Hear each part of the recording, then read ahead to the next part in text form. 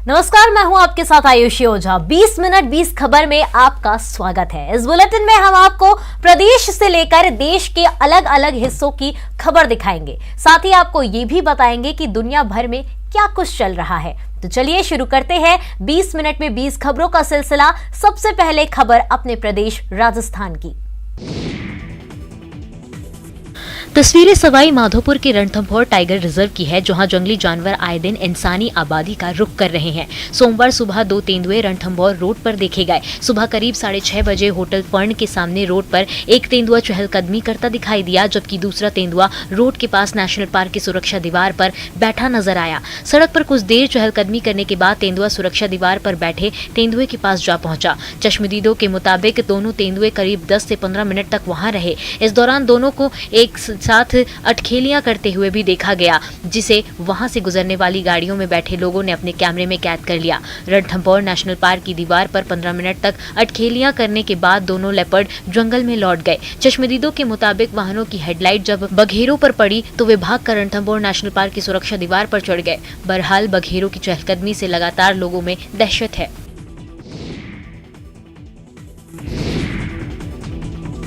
टोंक जिले के किसान फसलों की बर्बादी का दंश झेल रहे हैं। इस बार जैसे ही मुरझाई फसलें बारिश से लहलहा उठी, तभी ओलावृष्टि से फसलें चौपट हो गई। अब बची फसलों में रोग लग गया है, जिससे वे चौपट होने की कगार पर हैं। निवाई, देवली, दूनी, उनरिया, मालपुरा, कोई ऐसा इलाका नहीं बचा जहां फसलें तबाह नहीं हुई हो। अब किसान सरकार से राहत की गुहार लगा रहे हैं। उपरांत ये चेपा रोग जो है, जिसे मोयला बोलते हैं, ये लग गया, पूरी फसल चौपट हो गई। अब हमारे सरसों के अंदर मोइला लग गया है। पहले तो डीजल महंगा, बुआई जुताई में महंगी पड़ गई। 8 बीघा बोया था, जिसमें खाई भी नहीं भरे, इसमें तो एक बोरी भी नहीं भरे। 8 बीघा। गौरतलब है कि किसानों ने बुआई और सिंचाई के दौरान महंगे दामों पर डीजल खरीदा था। यूरिया, डीएपी की किल्लत के चलते किसानों ने महंगी कीमतों पर खाद और बीज खरीदा था। फसल तैयार होने पर कटाई से कुछ ही दिन पहले बीमारी ने उसे अपनी चपेट में ले लिया, जिसके चलते पूरी फसल बर्बाद हो गई। प्रदेश में कोरोना का कहर थमने का नाम नहीं ले रहा। एक्टिव केस की संख्या बढ़कर 66,000 से ज्यादा हो चुकी है। कोरोना की तीसरी लहर में सोमवार को पहली बार जालौर जिले में 20 कोरोना संक्रमित मरीज मिले। प्रदेश में सबसे कम एक्टिव केस वाले जिले में एक साथ इतने मरीज आने के बाद चिकित्सा विभाग में हड़कंप मच गया। मेडिकल टीमें इन मरीजों को अब होम आइसोलेट करवा रही है। इसके साथ ही जिले में कोरोना गाइडलाइंस का पालना को लेकर प्रशासन भी सख्त हो गया है। बाहर से आने वाले लोगों पर खास नजर रखी जा रही है। उपखंड अधिकारी मृदुला शेखावत ने न्यूज 18 से खास बातचीत करते हुए कहा कि क्षेत्र में आने वाले सभी प्रवासियों की विशेष निगरानी की जा रही है। तो राज्य गुजरात से या फिर अन्य राज्यों से जो प्रवासी यहाँ पर पहुंच रहे हैं, इन पर विशेष मॉनिटरिंग रखी जाएगी, ध्यान रखा जाएगा। तो वहीं टीकाकरण को लेकर भी विशेष फोकस रहेगा, ताकि जिले में कोरोना के बढ़ते ग्राफ पर रोकथाम लगाई जा सके। लाल मुनिया या फिर रेड आउट, ये पक्षी बहुत ही कम दिखाई देता है। लाल मुनिया में नर और मादा दोनों के शरीर पर सफेद चित्ते होते हैं। इनकी चमकीली लाल चोंच, मटमैले रंग के पंजे, आंखें काली और लाल भूरी होती हैं। तस्वीरें चित्तौड़गढ़ की हैं। अलग अलग स्थानों पर दक्षिणी राजस्थान के जलाशयों में रंग बिरंगे प्रवासी पक्षी आते हैं, लेकिन इन पक्षियों में स्थानीय छोटे पक्षी अपनी सुंदरता में किसी से भी कम नहीं हैं। बेगू खंड के रायता गांव में लाल मुनिया यानी स्ट्रॉबेरी फिंच की उपस्थिति दर्ज की गई है, जो जैव विविधता के लिए एक अच्छा संकेत माना जा रहा है। राजकीय चिकित्सालय के निकट पक्षी प्रेमी राजकुमार सोनी ने बेगू के ग्रामीण क्षेत्र में इस दुर्लभ प्रजाति की चिड़िया की उपस्थिति दर्ज कराई है। लाल मुनिया या स्ट्रॉबेरी फिंच, जो कि मुनिया प्रजातियों में सबसे खूबसूरत और आकर्षक होती है, उसका इस क्षेत्र में नजर आना यहाँ की जैव विविधता और पारिस्थितिकी के लिए बहुत सुखद संकेत है। वैसे पूर्व में यह मुनिया काफ़ी नज़र आती थी, लेकिन अब अवैध तस्करी और इसके घटते पर्यावास के कारण इसकी संख्या बहुत कम रह गई है। और अब देख लेते हैं कुछ दूसरे राज्यों की खबरें। रात में घर के बाहर खड़े पुलिस वालों की ये तस्वीरें उत्तर प्रदेश के कानपुर से आई है।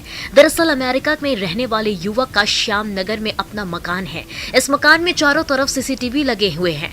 वारदात वाली रात जब घर का मालिक सीसीटीवी में घर देख रहा था, तभी उसने देखा कि मकान के अंदर कुछ लोग मौजूद हैं, जिसके बाद उसने तुरंत ही इलाके के लोगों को और चकेरी थाना पुलिस को मामले की सूचना दी। सूचना पर पुलिस तुरंत मौके पर पहुंच गई और मकान को चारों तरफ से घेर लिया।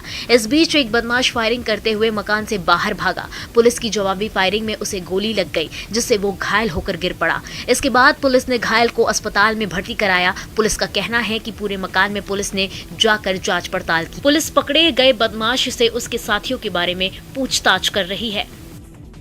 तो उनके द्वारा जो इन्होंने घर में कैमरे लगाए हुए थे उससे पता चलता रहा। उन्होंने देखा, कैमरे से अलर्ट हुए और आसपास के क्षेत्र के जो लोग हैं उनको बताया। फिर उन्होंने सूचना हमें पुलिस को दी। जब पुलिस यहाँ मौके पे जो लोकल इंस्पेक्टर हैं, चकेरी इंस्पेक्टर, वो आए और कई सारे लोग भी यहाँ लोकल वो यहाँ पे थे, तो उन्होंने देखा एक लड़का जो भाग रहा था, तब उसकी फायरिंग भी हुई, क्रॉस फायरिंग हुई है और उसमें इंस्पेक्टर चकेरी की तरफ से भी फायरिंग हुई है, तो उसमें शायद उसके जख्मी भी हैं।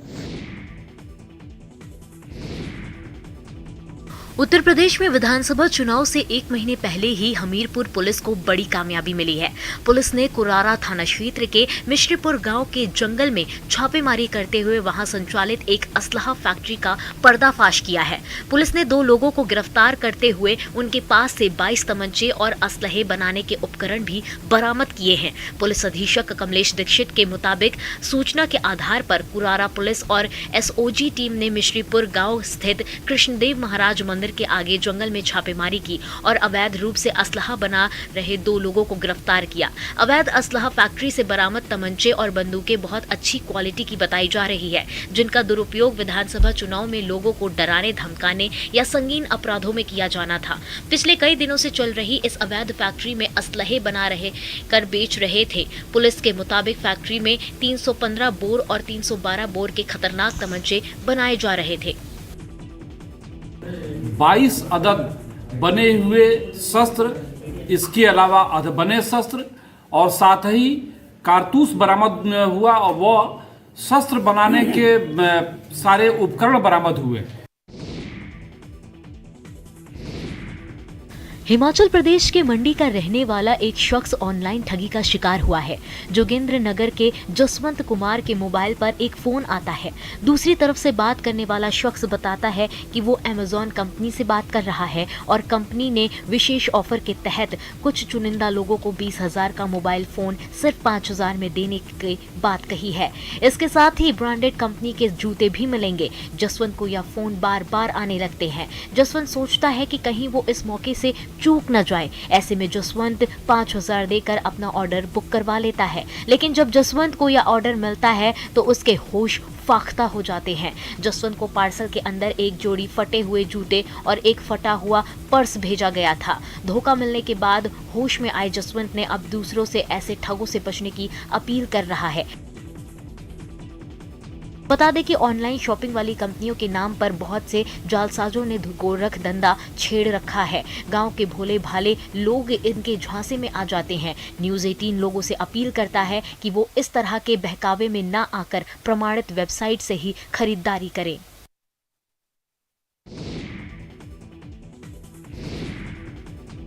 बेमौसम बारिश ने किसानों को कर्ज तले दबा दिया है। खेत में खड़ी उनकी फसलें बर्बाद हो गई है। छत्तीसगढ़ के गरियाबंद जिले में बीते दिनों हुई बेमौसम बारिश 20 भूमिहीन किसानों पर मुसीबत बनकर टूटी। ये सभी पीड़ित किसान देवभोग के आसपास दबनई, दहीगांव, करचिया, निष्ठी गुड़ा, परेवा पाली और सेनमुड़ा के रहने वाले हैं, जो नदी की रेत पर सब्जी उगाकर अपने परिवार का भरण पोषण करते हैं। मगर इस बार बेमौसम बारिश ने इनकी कमर तोड़ दी। पानी के तेज बहाव में इनकी फसलें चौपट हो गई। जिस फसल से इनके घर का चूल्हा जलना था, अब वही इनके गले की फांस बन गई है। जी हाँ, फसल पानी में डूब गई और बुआई का कर्ज सिर पर चढ़ गया। लिहाजा किसान अभी भी पानी की धार मोड़कर फसल को बचाने की जद्दोजहद में लगे हैं, मगर उन्हें इस कवायद का कोई बड़ा फायदा होता नहीं नजर आ रहा है। पीड़ित किसानों ने शासन के मुआवजे की मांग की है। अब पानी आके डूब गए, अब कैसे करान? आज की परिवार हवन खेती नहीं खा रहे, खेती करके हमन हाँ मेहनत करके खावत रहे, कमात रहे हन। अभी कैसे करके हम पालबो बाल बच्चा ला? तो धार को बदल रहे हो? हाँ, धार को बदल रहे हैं। क्या काम कैसे होगा उससे? फिर धार बदलने से पानी कम होगा। हिमाचल प्रदेश की बटालियनों और पुलिस लाइन में तैनात हजारों पुलिसकर्मियों ने एक बार फिर से मेस में बना खाना छोड़ दिया है। इनमें महिला पुलिसकर्मी भी शामिल हैं। संशोधित पे बैंड की समस्या दूर करने की मांग पर साल 2015 के बाद भर्ती हुए पुलिसकर्मियों ने ये अनूठा आंदोलन शुरू किया है। मिली जानकारी के मुताबिक इन्होंने दो टूक कहा है कि जब तक इनकी मांगे सरकार नहीं मान लेती तब तक ये सरकारी खाना नहीं खाएंगे। गौरतलब है कि कुछ समय पहले डीजीपी ने लिखित आदेश जारी कर कहा था कि कोई पुलिसकर्मी मेस का खाना नहीं छोड़ेगा और ना ही सोशल मीडिया पर किसी तरह की टिप्पणी करेगा, लेकिन इसका कोई असर होता हुआ नहीं दिख रहा है। सोशल मीडिया पर #Justice for हिमाचल पुलिस से अभियान चलाया जा रहा है। जानकारी के अनुसार police battalion Junga, Bangarh, Sakoh, Pandoh, Jangalberi, Bassi, Kolar, SDRF battalion और 7 जिलों की पुलिस लाइन में अधिकतर पुलिसकर्मी ने मेस का खाना छोड़ दिया है। इनमें महिला पुलिसकर्मी भी शामिल हैं। इस बारे में जब मुख्यमंत्री जयराम ठाकुर से पूछा गया तो उन्होंने कहा कि उन्हें ऐसी कोई जानकारी नहीं।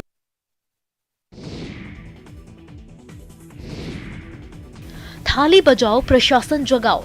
तस्वीरें हिमाचल प्रदेश के धर्मशाला से आई है। शाहपुर विधानसभा क्षेत्र के अंतर्गत बरनेट घेरा सड़क निर्माण को जिला परिषद सदस्य जोगिंद्र सिंह पंकूर के नेतृत्व में धारकंडी के लोगों ने धर्मशाला में थाली बजाओ, प्रशासन जगाओ आंदोलन किया। आंदोलन के तहत जिला पार्षद और युवा DC कार्यालय के बाहर बैठ गए।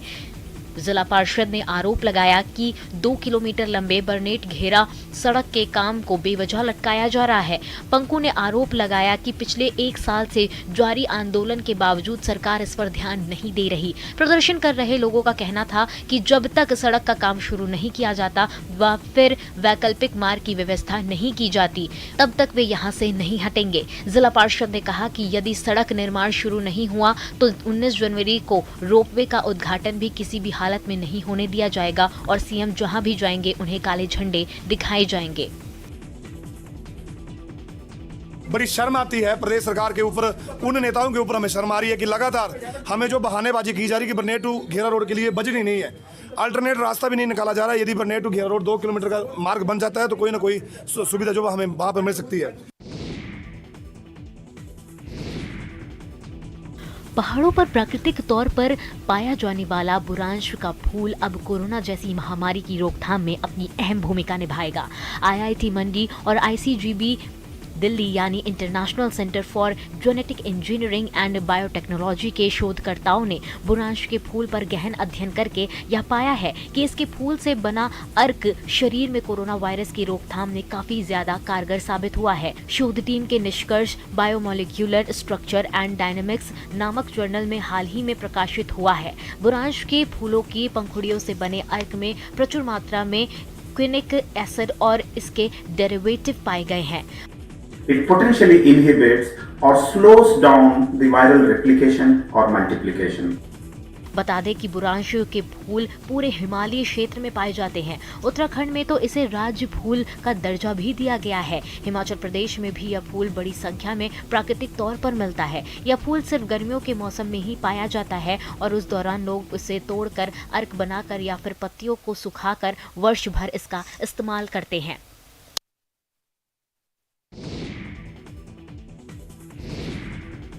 बर्फबारी के बीच पीठ पर मरीज को उठाकर चल रहे ये लोग हिमाचल प्रदेश के रहने वाले हैं। सिरमौर जिला के साथ लगती शिमला जिला की मंझौली पंचायत के रहने वाले लोग एक बीमार महिला को अस्पताल तक पहुंचाने की जद्दोजहद में जुटे हैं। दरअसल क्षेत्र को जोड़ने वाली इकलौती सड़क बर्फबारी के कारण बंद हो चुकी है और लोक निर्माण विभाग की लेट लतीफी के कारण अभी तक नहीं खुल पाई है, जिसका खामियाजा क्षेत्र के कई गाँवों को भुगतना पड़ रहा है। रोड करीब 8 से 10 दिन के बीच हमारा जो रोड है ये बंद है। हमारे को जो इतनी परेशानी उठानी पड़ रही है कि कम से कम 15-20 किलोमीटर हमारे को पेशेंट उठा के लाना पड़ता है। इसलिए हमारा विभाग से भी और सरकार से सभी से ये अनुरोध है कि मतलब जितनी भी ये मशक्कत उठा रहे किसी और किसी और न उठानी पड़े हमारे को। लोगों का कहना है कि यह सड़क मार्ग पिछले 10 दिन से बंद है। बीमार महिला को पीठ पर उठाकर ले जा रहे लोगों ने सरकार से मांग की है कि जल्द से जल्द इस सड़क को बहाल किया जाए ताकि दूसरे लोगों को इस तरह की समस्या से नहीं जूझना पड़े। झारखंड के किसान अब परंपरागत खेती को छोड़कर स्ट्रॉबेरी और स्वीट कॉर्न की खेती में हाथ आजमाने लगे हैं। इससे इन प्रगतिशील किसानों को न केवल अच्छी कमाई हो रही है बल्कि उनके रहन सहन में भी बदलाव आया है। कई क्षेत्रों में स्ट्रॉबेरी अपनी रसीली लालिमा बिखेरने लगी है। गढ़वा के किसान अयोध्या बिंद कहते हैं कि प्रारंभ में स्ट्रॉबेरी की खेती नहीं करते थे, लेकिन धीरे धीरे उन्हें इस खेती में लाभ दिखने लगा। ऐसा नहीं है कि अयोध्या ने सिर्फ स्ट्रॉबेरी की ही खेती की है, इसके साथ अयोध्या ने टमाटर, पपीता सहित दूसरी फसलों की भी खेती की है। अयोध्या बताते हैं कि इस खेती से उन्हें अच्छी कमाई हो रही है। खास बात यह है कि अयोध्या के बेटे भी इनका हाथ बटा रहे हैं। बहुत पहले से खेती कर रहे हैं और अभी भी लगाए हैं, गोभी लगाए हैं, टमाटर लगाए हैं, बैगन लगाए हैं और ये मक्का की भी खेती करते हैं, पपीता लगाए हैं। गढ़वा जिला कृषि आधारित जिला कहा जाता है। गढ़वा जिले में लोग परंपरागत कृषि को ज़्यादा प्राथमिकता देते हैं, लेकिन गढ़वा के एक ऐसे किसान हैं जिन्होंने परंपरागत कृषि को छोड़कर एक नई तकनीक की खेती को 26 जनवरी 2022 को भारत अपना 73वां गणतंत्र दिवस मनाएगा। देश में हर साल इस दिन राजपथ पर गणतंत्र दिवस की परेड आयोजित होती है। गणतंत्र दिवस पर आयोजित होने वाली परेड को लेकर राजपथ पर 17 जनवरी से रिहर्सल शुरू हो गई है, जो 21 जनवरी तक जारी रहेगी। इस दौरान सुबह 9 बजे से लेकर 12 बजे तक राजपथ रवि मार्ग, राजपथ जनपथ, राजपथ मानसिंह रोड और राजपथ सी हेक्सागन ट्रैफिक के लिए सुबह 9 से दोपहर 12 बजे तक पूरी तरीके से बंद रहेगा। विजय चौक से लेकर इंडिया गेट तक यह रिहर्सल होगी। दिल्ली पुलिस ने गणतंत्र दिवस परेड की रिहर्सल के लिए ट्रैफिक एडवाइजरी जारी कर चुकी है। एडवाइजरी के अनुसार गणतंत्र दिवस परेड 2022 की रिहर्सल सोमवार, मंगलवार, गुरुवार और शुक्रवार को विजय चौक से इंडिया गेट तक राजपथ पर होगी। एडवाइजरी में यात्रियों से यातायात नियमों और सभी चौराहों पर तैनात यातायात पुलिसकर्मियों के निर्देशों का पालन करने की अपील की गई है। आपको बताते चलें कि राष्ट्रीय राजधानी में गणतंत्र दिवस से पहले दिल्ली पुलिस ने राजपथ और उसके आसपास की सुरक्षा काफी बढ़ा दी है। करीब 300 सीसीटीवी कैमरे लगाए गए हैं।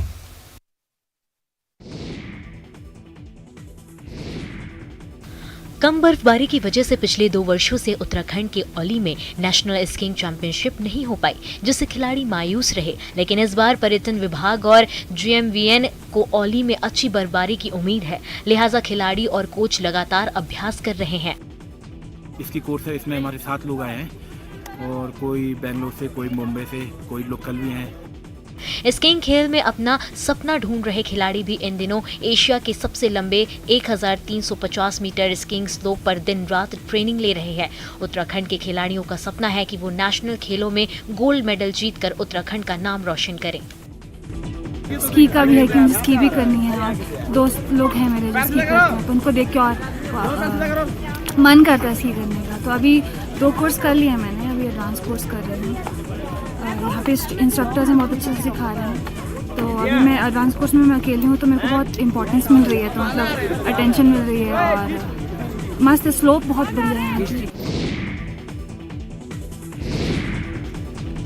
आजकल ऑनलाइन पेमेंट करने या किसी चीज के बारे में जानकारी हासिल करने के लिए उस पर लगे QR कोड को स्कैन कर काम में लिया जा सकता है।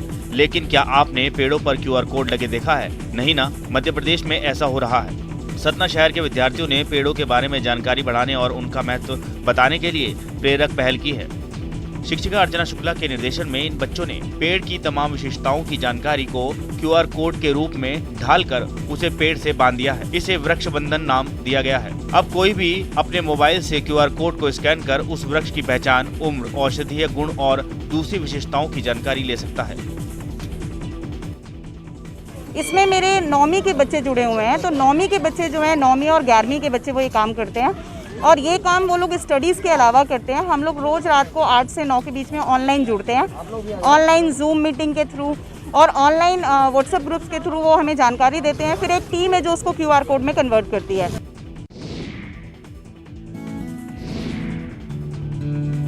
कोरोना महामारी के कारण कई लोगों को रोजगार से हाथ धोना पड़ा। कईयों को जान बचाने के लिए दूसरे जगहों से घर वापस आना पड़ा, जिसके कारण उनकी आर्थिक स्थिति दयनीय हो गई। लेकिन पतरातू के ग्रामीण इलाकों में रहने वाली महिलाओं पर इसका कोई असर नहीं पड़ा।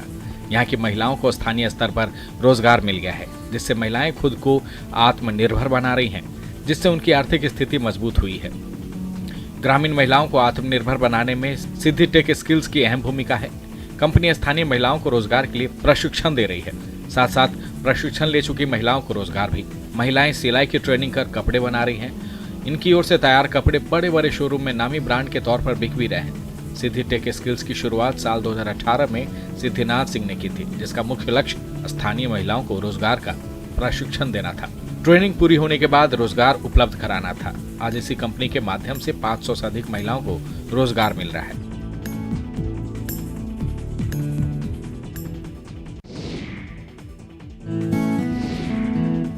मौसम की बेरुखी के कारण खेत में खड़ी फसलों को नुकसान हो रहा है, जिससे किसानों को आर्थिक नुकसान का सामना करना पड़ रहा है। खरीफ और रबी फसलों पर मौसम का मार कुछ ऐसा है कि किसान अब परंपरागत खेती को छोड़ रहे हैं। मुजफ्फरपुर के किसान भी अब लीग से हटकर फल और सब्जी की खेती करने लगे हैं, जिससे उन्हें आर्थिक तौर पर मुनाफा हो रहा है। मुशहरी के किसान ग्रीन एप्पल बेर की खेती कर साल में लाखों रुपए का मुनाफा कमा रहे हैं।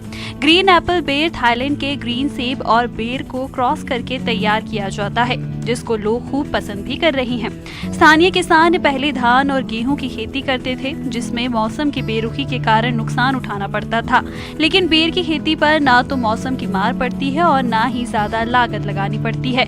कम मेहनत और कम समय में बेर तैयार हो जाते हैं। एक पेड़ से 50 किलो के करीब बेर निकलते हैं, जिसकी बाजार में 100 रुपए की दर से बिक्री हो जाती है। अब नजर विदेश के कुछ जरूरी खबरों पर।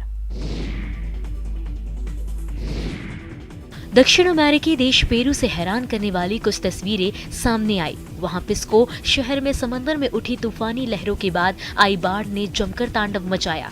बताया जाता है कि प्रशांत महासागर में हुए ज्वालामुखी विस्फोट के बाद पिस्को में समंदर में ऊंची लहरें उठी और इन लहरों का पानी किनारों पर तबाही मचाते हुए आबादी वाले इलाकों में दाखिल हो गया।